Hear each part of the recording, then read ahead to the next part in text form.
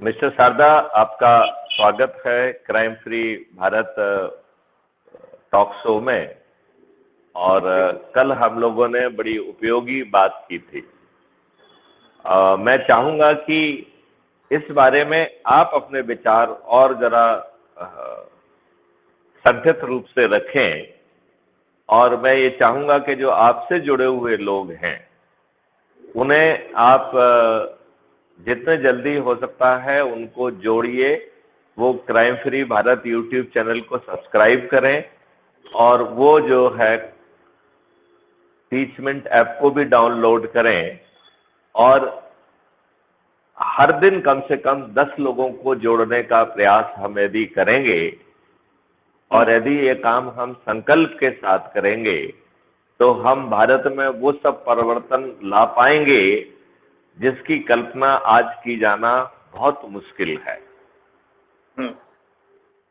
और जो चीज मैं बार बार कहता हूं कि संभवतः हमारे पॉलिटिकल सिस्टम ने हमको एक भ्रम में रखा है। नेहरू जी ने एक हमको बड़े भ्रम में रखा है कि हम लोग आजाद हुए।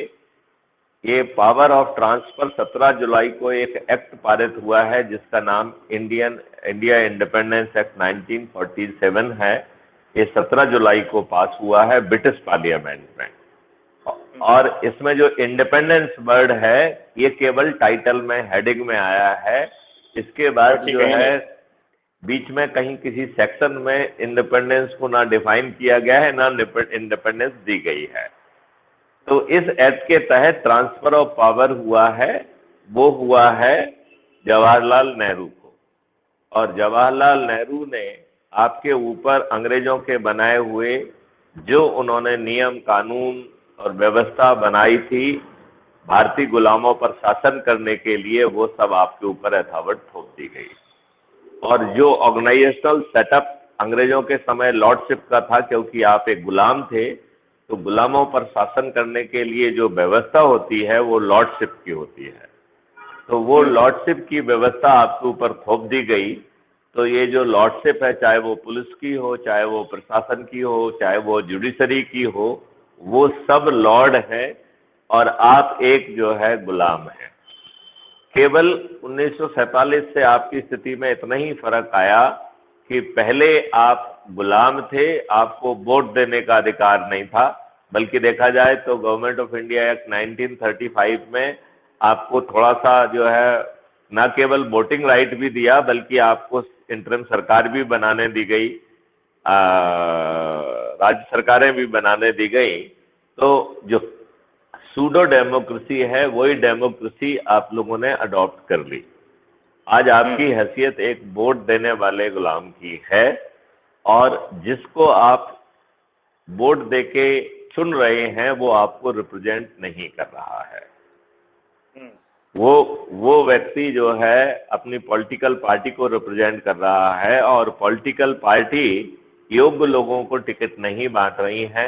वो पैसे लेके, जो ज्यादा पैसा दे रहा है उसको टिकट दे रही हैं।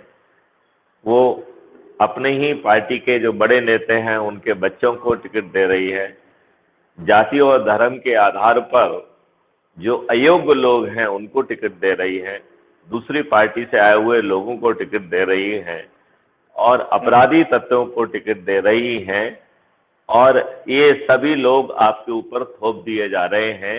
वो आपके वोट से चुने जा रहे हैं, वो आपको रिप्रेजेंट नहीं करते हैं। राइट? तो सही मायने में देखा जाए तो ये एक ढकोसले वाली आजादी है। मैं माननीय प्रधानमंत्री श्री नरेंद्र मोदी जी से प्रार्थना करना चाहूंगा कि वो इन तथ्यों की बारीकियों को समझें और आजादी के इस अमृत महोत्सव पर जो है भारत के हर नागरिक को सही आजादी दिलाने का भरोसा दिलाएं और नियम कानून में वो परिवर्तन लाएं और नियम और कानून प्रजातांत्रिक व्यवस्था के अनुरूप हों और लोगों के ऊपर, चाहे पुलिस हो, चाहे प्रशासन हो, चाहे जुडिशरी हो, इनमें से लॉर्ड कोई ना हो। इनकी सबकी फंक्शनल ड्यूटी हो। उन्हें जो निर्णय लेना है वो उनकी पदी जिम्मेवारी हो यदि वो गलत निर्णय लेते हैं, समय पर निर्णय नहीं लेते हैं, तो उन्हें कंपनसेशन देने के लिए बाध्य किया जाए। और यदि वो लगातार, यदि उनकी सोच में कुछ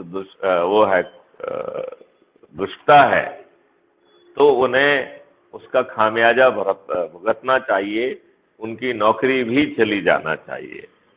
हमें ऐसी ट्रांसपेरेंट व्यवस्था जमीन पर उतारना ही होगी, और ये बहुत ही सरल काम है। देखो, कितनी विडंबना वाली बात है कि 1991 में एक कॉलिशन गवर्नमेंट नरसिम्हा राव की आती है, और वह एक 8 सेक्शन का छोटा सा एक्ट बनाती है जिसका नाम है वर्सिव प्लेसेस एक्ट 1991, राइट। और वो कहती है कि हे गुलामों,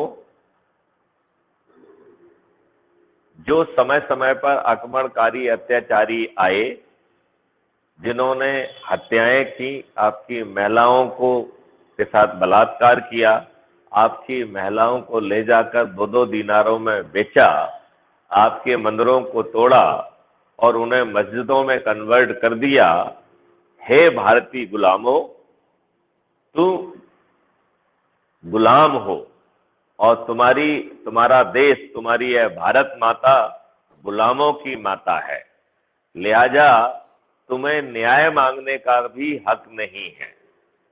कोई भी न्यायालय आपकी बात को सुनेगा नहीं। भारत माता, तुम इस बदनुमा दागों पे जो आपके चेहरे पर आताताइयों ने अंकित किए हैं, इन्हीं बदनुमा दागों के साथ तू जी।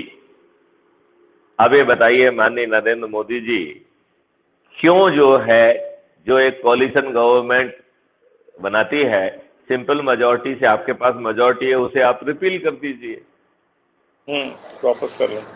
फंडामेंटल राइट के तहत सभी धर्म, कास्ट, क्रीड बराबर हैं।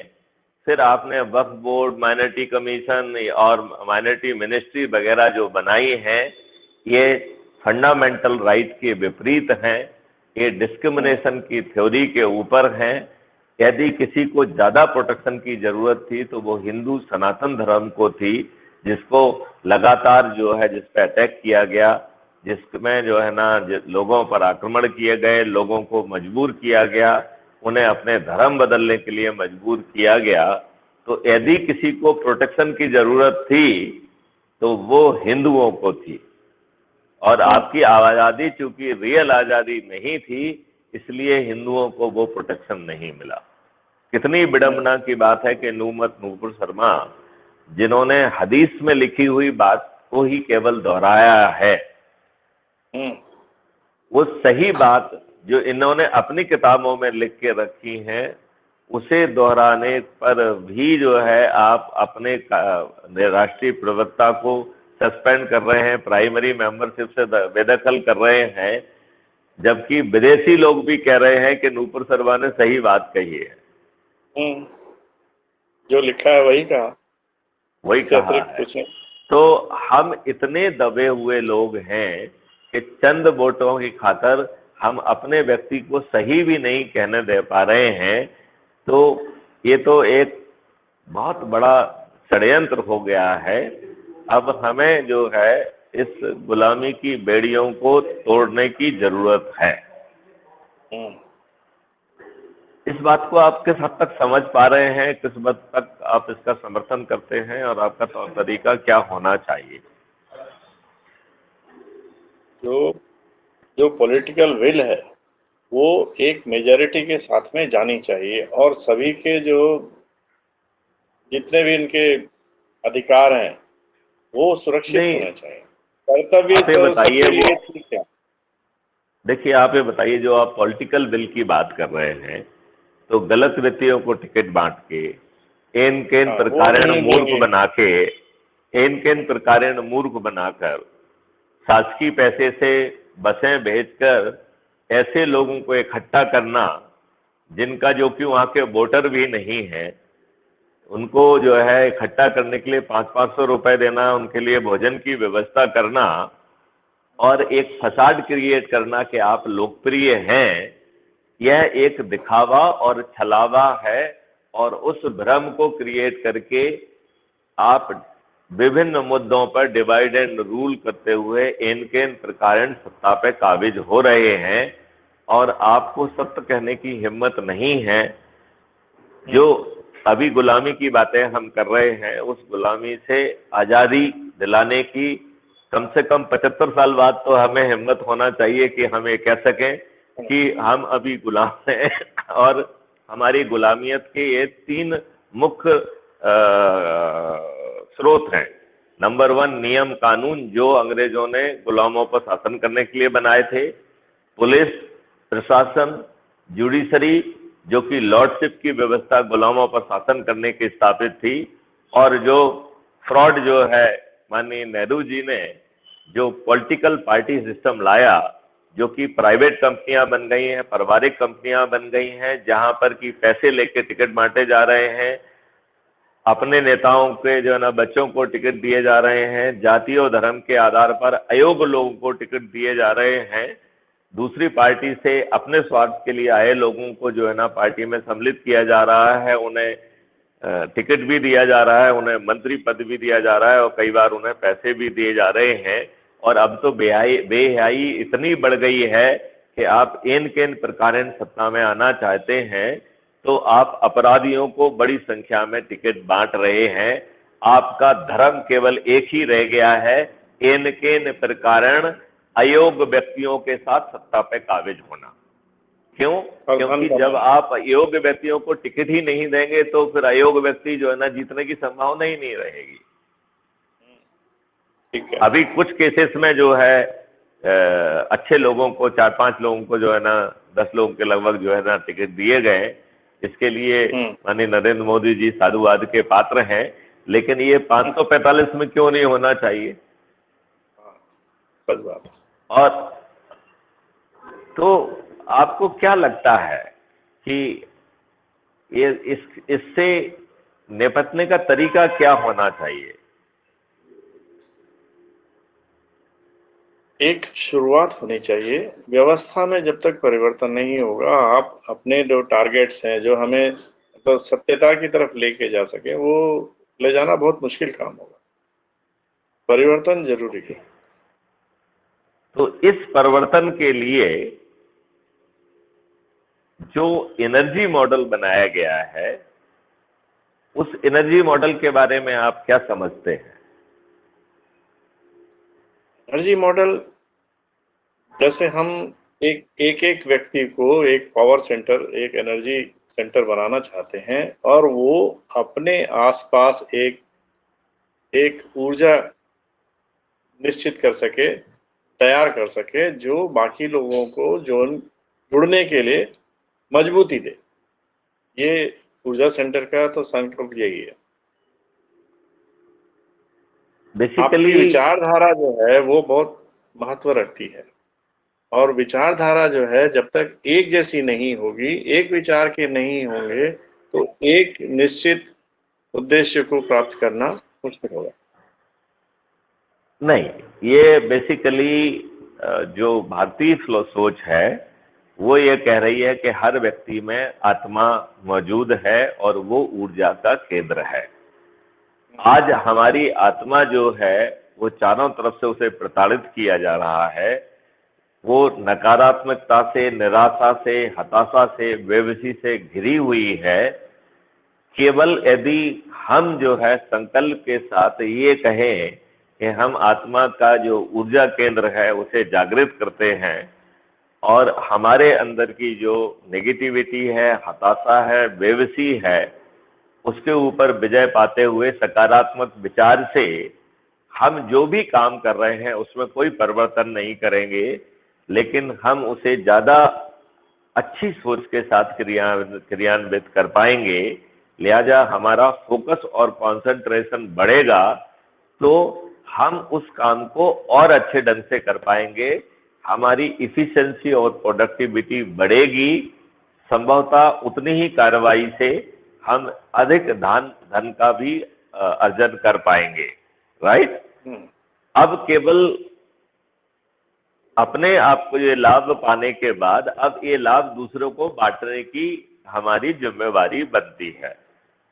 तो इसमें जैसे एक चुंबक अपने प्रभाव क्षेत्र के लोहे के नजदीक पहुंचती है तो वो लोहे का प्रत्येक कण नॉर्थ साउथ में रीअलाइन होकर चुंबकीय गुण हासिल कर लेता है। एग्जैक्टली हमें यही करना है कि हमें अपने प्रभाव क्षेत्र के लोगों पे से संपर्क करना है और उन्हें ये ऑडियो वीडियो जो भी ये वार्तालाप है इनको सुना के उसको वही भरोसा वही संकल्प पैदा करना है और उसको ऊर्जाकृत करना है और इन टर्न वो अपने प्रभाव क्षेत्र के लोगों को ऊर्जाकृत करेगा। राइट। अब इसमें एक चीज हमको समझना पड़ेगी और वो समझने वाली बात ये है कि हमारे प्रभाव क्षेत्र में सभी लोहे की वस्तुएं नहीं है। बहुत सारे व्यक्ति जो है इतने निराशाजनक हो गए हैं, निराशावादी हो गए हैं, वो पत्थर तुल्य हो गए हैं। राइट। तो सवाल उठता है कि क्या हमारी चुंबकीय शक्ति उस पत्थर को रियलाइन करके चुंबक में कन्वर्ट कर सकती है? तो उसका आंसर है नहीं। तो हमारे प्रभाव क्षेत्र में दो तरीके के पत्थर हैं। एक तो वो पत्थर हैं जो आज की व्यवस्था से लाभ कमा रहे हैं और वो जो है चूंकि उन्हें लाभ मिल रहा है तो ये व्यवस्था कितनी भी खराब षड्यंत्रकारी मूर्ख बनाने वाली क्यों ना हो, वो इस व्यवस्था को यथावत जारी रखना चाहते हैं क्योंकि वह इसका सीधा लाभ ले रहे हैं। राइट। दूसरे वो पत्थर हैं जो लंबे समय से इतने निराशावादी हो गए हैं कि उन्होंने ये मान लिया है कि इस देश में कुछ नहीं हो सकता है। हमारा ऐसा मानना है कि ये दोनों तरीके के पत्थर जब इनके ऊपर चारों तरफ से एनर्जी पड़ेगी तो एक समय ऐसा आएगा कि यह ऊर्जाकृत हो जाएंगे और महा ऊर्जा केंद्र बनेंगे। इनकी स्थिति बिल्कुल वाल्मीकि जैसी होगी जो एक समय में डकैत थे, लेकिन जब वो ऋषियों के संपर्क में आए, ऋषियों ने जब उन्हें ऊर्जाकृत किया तो वो महर्षि वाल्मीकि बन गए और उन्होंने रामायण जैसी महाग्रंथ का जो है ना निर्माण किया और वो महर्षि वाल्मीकि कहलाए। तो उसी तरीके से जो ये दोनों कैटेगरी के पत्थर हैं, यदि हम अपने प्रयास से सभी लोगों को जोड़ते हुए चारों तरफ यदि एनर्जी की वो चमक और वो ऊर्जा पैदा कर देंगे तो एक क्रिटिकल मास से जैसे ही ऊपर पहुंचेगी वो एनर्जी, ये पत्थर नुमा जो लोग हैं ये भी ऊर्जाकृत होके ये सीधे महा ऊर्जा केंद्र में कन्वर्ट होंगे। राइट। अब सवाल उठता है कि हमें करना क्या है। तो पहले तो हमें अपने आप को जो है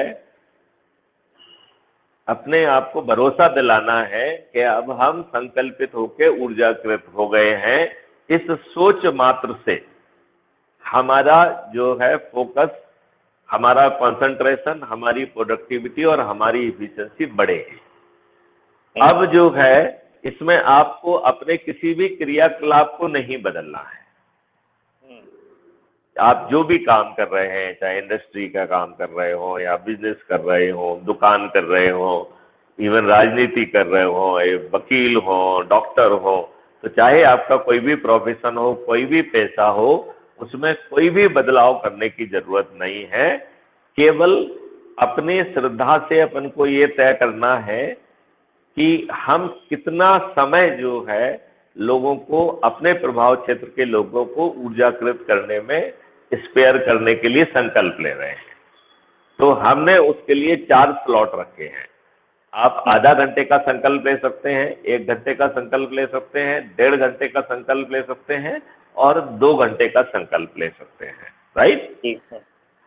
अब इस संकल्प के दौरान आपको अपने प्रभाव क्षेत्र के लोगों को से संकल्प के हिसाब से बातचीत करना है और लगभग इस आधा घंटे से 2 घंटे की समय अवधि में आपको 10 लोगों को ऊर्जाकृत करने का आपका टारगेट होना चाहिए, राइट। अच्छा, इसमें सुंदरता वाली बात यह है कि आप सोशल मीडिया से किसी नए व्यक्ति से बात नहीं कर रहे हैं, आप अपने से जुड़े हुए व्यक्ति से बात कर रहे हैं जो वर्षों से आपसे जुड़ा हुआ है, जिसके लिए शारदा, वीके शारदा एक जीवंत व्यक्ति हैं। वो उनके सिद्धांतों से, उनके क्रियाकलापों से, उनके हाव भाव से न केवल परिचित है बल्कि एक विशेष हद तक जो है उन पर विश्वास भी करता है। तो जो लोग आप में विश्वास करते हैं वो निश्चित रूप से उस एनर्जी को ग्रहण करके ऊर्जाकृत हो जाएंगे और वो फिर अपने प्रभाव क्षेत्र के 10 लोगों को उनको प्रतिदिन ऊर्जाकृत करना है। अब आप ये देखिए, आज आप अकेले व्यक्ति हैं, यूं करिए कि मैंने आप जैसे 10 लोगों को ऊर्जाकृत किया तो हम 10 हुए, दूसरे दिन हम 100 हो जाएंगे, 10 इंटू 10, 10 लोगों को करेंगे, तीसरे दिन 1000 हो जाएंगे, चौथे दिन 10,000 हो जाएंगे, पांचवें दिन 1 लाख हो जाएंगे, छठवें दिन 10 लाख हो जाएंगे, सातवें दिन हम 1 करोड़ होंगे, आठवें दिन हम 10 करोड़ होंगे और 9वें दिन हम 100 करोड़ होंगे, राइट। केवल 9 दिन। और एक व्यक्ति कितने लोगों को 9 दिन में ऊर्जाकृत कर रहा है? मात्र 90 लोगों, 10 लोग, 10 के हिसाब से 90 लोगों को ऊर्जाकृत कर रहा है। यदि इतने संकल्प से हम काम करें तो हम 9 दिन में 100 करोड़ पर पहुंच जाएंगे। और जब 100 करोड़ लोग जो है शंख, थाली रूपी शंखनाद करेंगे, दीपक जलाएंगे और हम अपने चुने हुए प्रतिनिधियों से क्या चाह रहे हैं इसके वीडियो चलाएंगे, तो संभावना है कि हमारे चुने हुए प्रतिनिधि जाग जाएं और बेबस होकर वो उन सब काम को कर पाए, राइट। अब यदि वो ऐसा नहीं करते हैं, जिसकी संभावना बहुत ज्यादा है, क्यों? क्योंकि वो योग्य व्यक्ति नहीं है, वो अपने काबिलियत के आधार पर नहीं आए हैं, तो लिहाजा वो जो बने रहेंगे, इस बात की संभावना, वो आपकी बात मानेंगे, इनकी संभावना बहुत कम है। वो आपको मूर्ख बनाकर आप पर शासन कंटिन्यू करना ज्यादा बेहतर समझेंगे और उनको ये लगेगा कि यही हमारा अनुभव है। अब देखिए, मैं आपको एक दूसरी बात बताता हूं कि आपने जैसे 90 लोगों को ऊर्जाकृत किया, राइट। अब एक व्यक्ति ने 1000 लोगों को यदि ऊर्जाकृत करेगा तो उसे हम महा ऊर्जा केंद्र कहेंगे, राइट।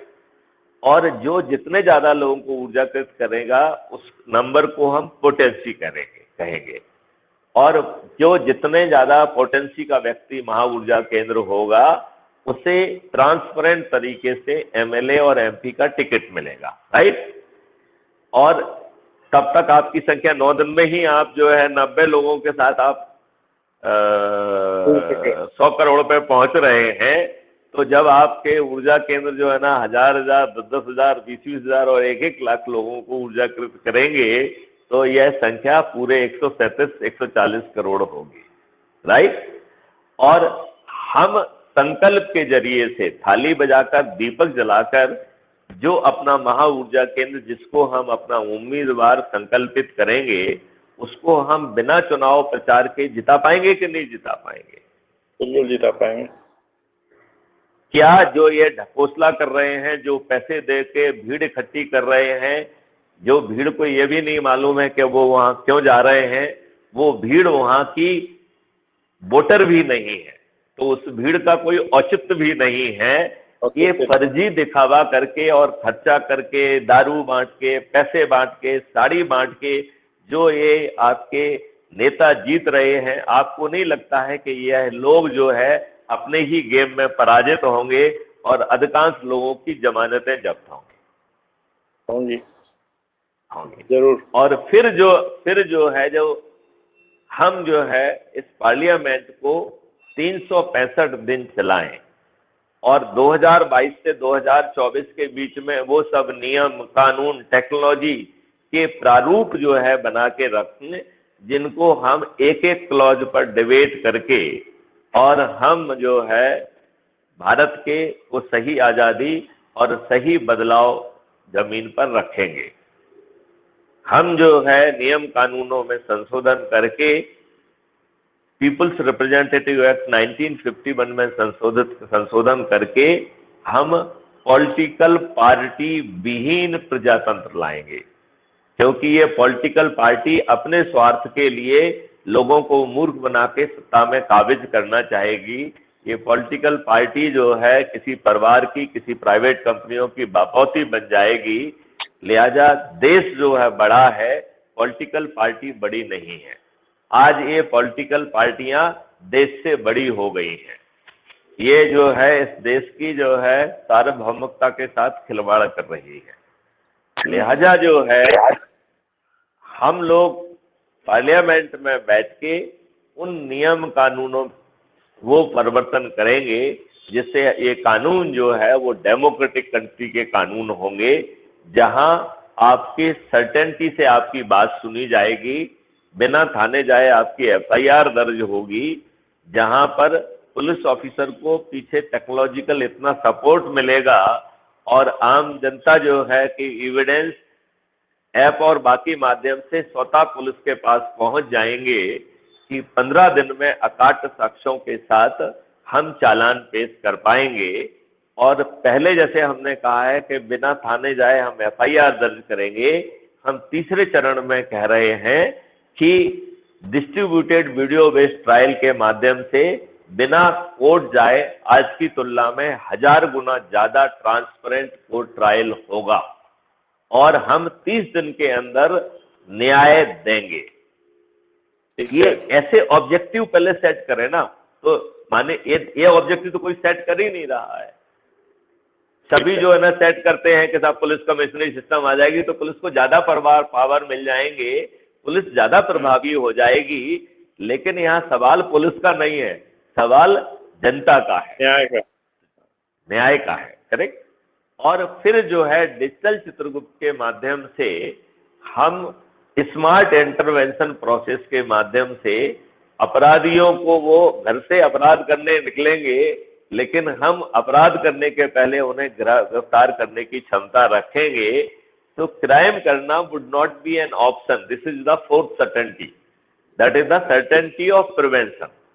एंड इसके बाद जब आपको अपराधियों के बारे में हर कुछ ही मालूम है तो अपराधी को अपराधी क्यों बना रहने दिया जाए। तो हम सर्टेनिटी से उसे रिहैबिलिटेट करके एक अपराध मुक्त भारत बनाएंगे। ये बहुत आसान काम है, बहुत ही आसान काम है, सिर्फ दृढ़ता की जरूरत है।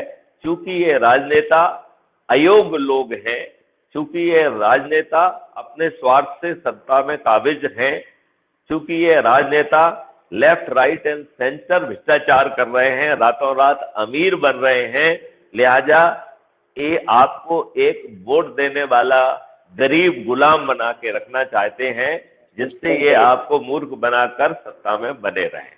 आप इस बात से सहमत हैं? यस, बिल्कुल। तो आप क्या करेंगे, क्योंकि शुरुआत तो खुद से करना है। हाँ, ये बात सही है। तो शुरुआत करने का तरीका हमारे जो सोच आती है, मेरा ये मानना है कि हर व्यक्ति के पर्सनालिटी के कई फैसेट होते हैं, राइट। जैसे हम लोगों ने इंजीनियरिंग कॉलेज एनआईटी रायपुर से, जिसको पहले जीसीटी रायपुर कहा जाता था, उससे हम सब लोगों ने इंजीनियरिंग की, हम लोग साथ में क्लासमेट थे, बैचमेट थे। तो एक हमारा फैसेट वो हो गया है। जैसे मान लो मैंने एमटेक किया आईआईटी दिल्ली से, तो आईआईटी दिल्ली के जो है अलमुनाई हो गए, वो तीसरा हो गया है। टेरी से हमने पब्लिक पॉलिसी सस्टेनेबल डेवलपमेंट किया, तो टेरी के हम अलमुनाई हो गए हैं, एक तीसरा फैसेट हो गया है। हमने 3 MBA किए हैं, LLB किया है, तो LLB के जो हमारे साथी हैं वो भी हमारे अलमुनाई हो गए। तो जो आपने शिक्षा प्राप्त की है वो सब अलमुनाई जो है एक आपके पर्सनालिटी का वो हिस्सा बनेंगे, राइट। अब जैसे मैंने पुलिस सेवा ज्वाइन की, आपने इंजीनियरिंग, तो जो आपका प्रोफेशनल नेटवर्क है वो आपका दूसरा फैसेट होगा। ठीक है। राइट, जैसे आप पंडित हैं, मैं बनिया हूं, तो जो आपकी जाति है उस जाति से का जो नेटवर्क है, प्रभाव क्षेत्र है, वो आपका एक तीसरा फैसेट होगा। फिर हम लोग बहुत सारे प्रोफेशनल ग्रुप के सदस्य बन जाते हैं, तो जो प्रोफेशनल ग्रुप के आप सदस्य होंगे वो आपकी पर्सनालिटी का चौथा हिस्सा होगा। तो आपकी जितनी पर्सनालिटी के हिस्से हैं उनकी हम एक सूची बनाएं और हर प्रभाव क्षेत्र के लोगों की सूची बना के यदि हम हर दिन 10 लोगों को जोड़ने का, 10 लोगों को ऊर्जाकृत करने का, 10 लोगों को संकल्प दिलाने का यदि हम काम करें, और हमें क्या लेना है कि आज से हम ऊर्जाकृत हुए, हमने, चूंकि हमें सब जानकारी मिलती रहे इसलिए हमने crime free Bharat YouTube channel को सब्सक्राइब कर लिया है। अब जो है जैसे ही इसके बारे में ऐप आ जाएगा तो क्राइम फ्री भारत का वो ऐप जो आपको आपके ही नेटवर्क से संपर्क करने में और उनको ऊर्जाकृत करने में मदद करेगा, ऐसा ऐप जो है बहुत जल्दी 7 दिन के अंदर हम कोशिश कर रहे हैं कि यदि वो जमीन को उतार आए तो बहुत अच्छा हो, तो वो आपको ज्यादा ऑर्गेनाइज करने में मदद करेगा। वो आपकी हर पर्सनालिटी के फैसेट के लोगों से आपसे इंटरेक्ट करके वो आपसे जानकारी इकट्ठी करेगा, राइट, और फिर आपको मदद करेगा कि बताइए आपका आज का टारगेट क्या है, और फिर उन लोगों आपसे पूछेगा कब आप इनसे बात करना चाहेंगे, उसको वो मैसेज भेजेगा, आप कहेंगे तो वो ऑटोमेटिकली कॉल भी लगा देगा जितना समय आप कहेंगे, राइट। तो आप उसको ऊर्जाकृत कर पाएंगे, आप उसको संकल्प दिला पाएंगे, और हम सभी लोग ये संकल्प लें कि मैं संकल्प लेता हूं कि आज हम क्राइम फ्री भारत के ऊर्जा केंद्र अपने के रूप में संकल्प लेता हूं, और मैं अपने समय में से आधा घंटे, 1 घंटे, 1.5 घंटे या 2 घंटे, 2 घंटे से ज्यादा का समय नहीं चाहिए, आज से प्रतिदिन जो है क्राइम फ्री भारत के इस महा ऊर्जा केंद्र की फिलॉसफी को अपने प्रभाव क्षेत्र के लोगों को ऊर्जाकृत करने के लिए और उनको संकल्पित करने के लिए लगाऊंगा, और जो लोग संकल्पित होंगे उनको भी फॉलो अप करूंगा जिससे वो अपने प्रभाव क्षेत्र के लोगों को ऊर्जाकृत करें। तो मात्र 9 दिन में हम 100 करोड़ पे पहुंच जाएंगे। फिर जो है जो जितना ज्यादा लोगों को ऊर्जाकृत करेगा उसे जो है उस पोटेंसी को, उस महा ऊर्जा केंद्र को हम जो है एमएलए और एमपी के टिकट दें और फिर संकल्प लेके हम उसे जिताएं, तो हम बिना किसी खर्च के, बिना किसी चुनाव प्रचार के अपने महा ऊर्जा केंद्रों को जिता पाएंगे। ठीक है।